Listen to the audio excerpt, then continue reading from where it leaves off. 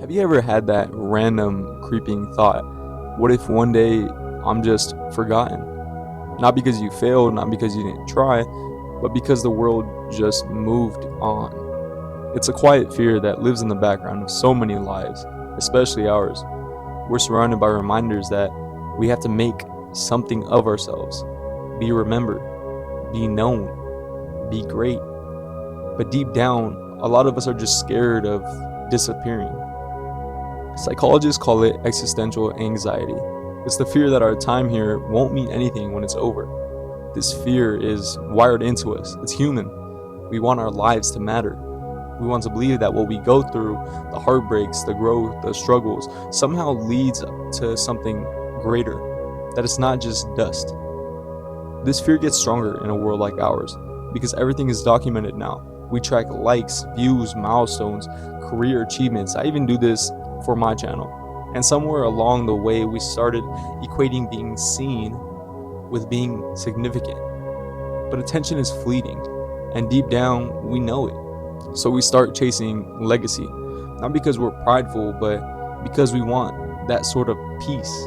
We want to know that we didn't waste our time here, that we left something behind. Here's where things get twisted.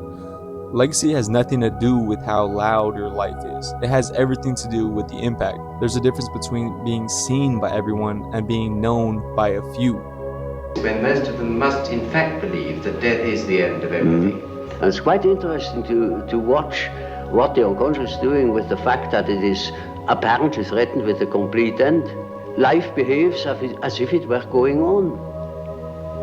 And so I think it is better for all people to live on, to look forward to the next day, as if he had to spend centuries. Then he lives properly. But when he is afraid, when he doesn't look forward, he looks back, he petrifies, he gets stiff and he dies before his time.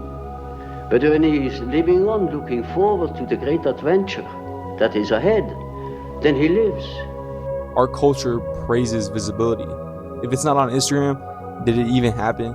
If your success is in public, did it even count? But legacy, like the real legacy, isn't built in public. It's built in how you show up when nobody's watching, in how you treat people, in how you love, in the quiet sacrifices, the prayers that nobody hears, the battles you fight in silence. There's a famous quote that says, "Not all of us can do great things, but we can do small things with great love." So why is this fear so common in our 20s? Psychologically speaking, this phase of life is tied to what Erik Erikson called the identity versus role confusion stage. It's when we ask, who am I really? What am I here for? Will I be remembered for anything meaningful? The pressure to figure it all out early, to become successful, relevant, or admired can lead to burnout and emptiness. And what makes it harder is social media. It exposes us to constant comparison. You see people your age going viral, building brands, traveling the world, and you start to wonder, am I behind or am I invisible? I'm proud of you. I'm proud of you because I know how hard it is to take care of ourselves. You know, I know how hard it is to take care of ourselves. I know that for me, I never wanted to take care of myself because if I took care of myself, then I was doing somebody else's job. Instead, I just always wanted to show you how much I was hurting, you know? And so starting to take care of myself was doing the opposite of that. Because what you don't see is what they sacrificed. And what you can't measure is your internal growth, your character, your spirit, your resilience. From a faith lens, the fear of being forgotten gets flipped. Because God says, I have engraved you on the palms of my hands. Before you had followers, before you had friends, He saw you. And He didn't just see you, He remembered you. That's a legacy the world can't erase. God doesn't look at your likes, He looks at your love. He doesn't remember you for your resume, He remembers you for your faithfulness. Even when no one else claps for you, He does. So how do we deal with this fear in a healthy way? Here's what I've learned and still remind myself of daily. Live with eternity in mind, not applause. Your life has more weight than the algorithm could ever measure. Focus on depth, not width. Love people well. Show up deeply. The impact ripples farther than fame ever could. Don't wait to be remembered to start living meaningfully.